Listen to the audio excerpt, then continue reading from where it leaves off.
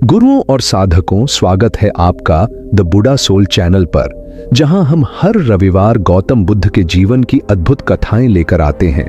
आज हम एक अत्यंत महत्वपूर्ण और आज के समय में भी प्रासंगिक अध्याय की ओर बढ़ते हैं। एक ऐसा प्रसंग जहां भगवान बुद्ध युद्ध के विनाशकारी परिणामों को उजागर करते हैं। यह विषय आज के भारत पाकिस्तान जैसे संवेदनशील हालात में भी उतना ही अर्थपूर्ण है जितना उस युग में था। यह वह समय था जब कौशल और मगध जैसे राज्यों में लगातार युद्ध छिड़े रहते थे।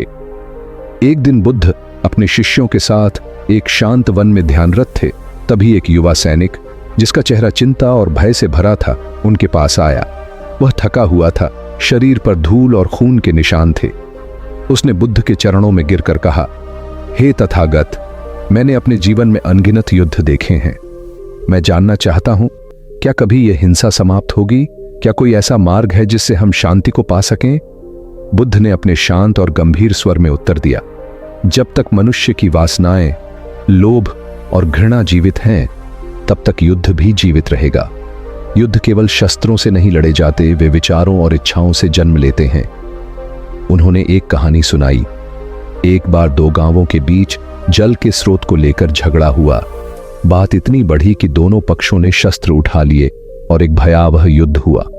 सैकड़ों मरे, गांव जल गए और अंत में जब दोनों पक्ष थक हार कर लौटे तो उन्हें पता चला कि जल स्रोत तो अब कीचड़ और रक्त से भर चुका है।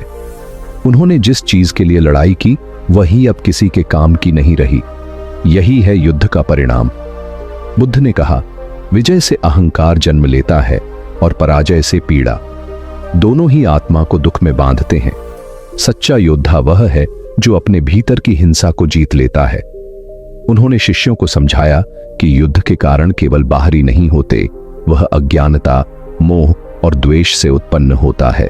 जब व्यक्ति मोहग्रस्त होकर मेरा और तेरा में बंटता है, तभी वह दूसरे पर अधिकार जमाने की प्रवृत्ति में आ जाता है और यहीं से हिंसा की शुरुआत होती है। बुद्ध ने उदाहरण देते हुए कहा, आज भी जब किसी राष्ट्र का अहंकार उसकी शक्ति की भूख को तृप्त नहीं कर पाता, वह युद्ध का रास्ता चुनता है और उसमें जलते हैं वे मासूम लोग जो न युद्ध का कारण होते हैं न उसका समाधान। फिर बुद्ध ने शांति पथ की ओर इंगित किया। अहिंसा न केवल कर्म में होनी चाहिए बल्कि वाणी और विचार में भी। क्रोध एक ऐसा अग्नि है जो पहले खुद को जलाता है और फिर दूसरों को भस्म करता है।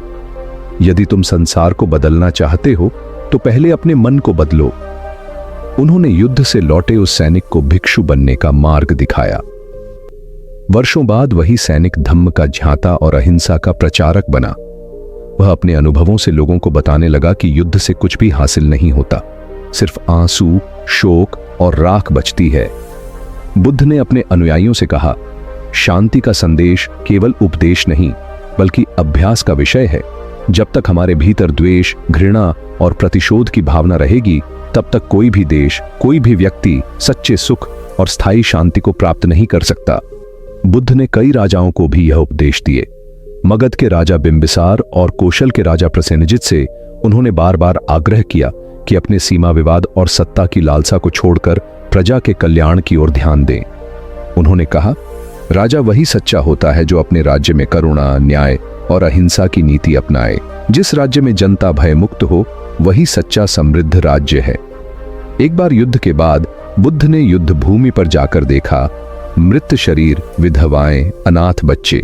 उन्होंने कहा, युद्ध की यही सच्चाई है जहां वाणी मौन हो जाती है और आंसू बोलते हैं। एक राजा की विजय हजारों घरों की पराजय बन जाती है।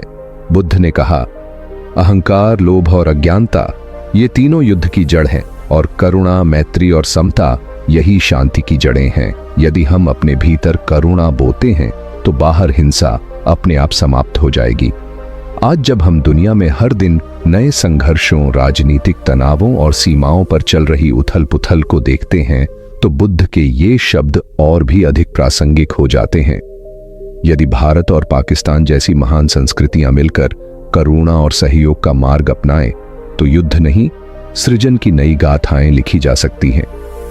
भगवान बुद्ध का यह उपदेश आज भी हमें यह सिखाता है कि असली शांति बाहर नहीं, भीतर की यात्रा में है। जब हर व्यक्ति अपने भीतर करुणा और सहिष्णुता का दीप जलाएगा, तभी दुनिया से युद्ध मिटेंगे। भारत और पाकिस्तान जैसे देश जिनका इतिहास, संस्कृति और मानवीय संवेदनाएं एक ही जड़ से पनपी हैं, जब वे युद्ध करते हैं तो वे एक दूसरे को नहीं बल्कि खुद को ही हानि पहुंचा रहे होते हैं। एक मां जब अपने बेटे को युद्ध में खोती है तो वह भारत या पाकिस्तान की मां नहीं होती, वह केवल एक मां होती है जिसकी पीड़ा किसी सीमा से परे होती है। तो साथियों, यही था बुद्ध का युद्ध और शांति पर आधारित एक गहन दृष्टिकोण। इस अध्याय से हमें सीख मिलती है कि हिंसा का कोई अंत नहीं, केवल करुणा ही सच्चा उत्तर है।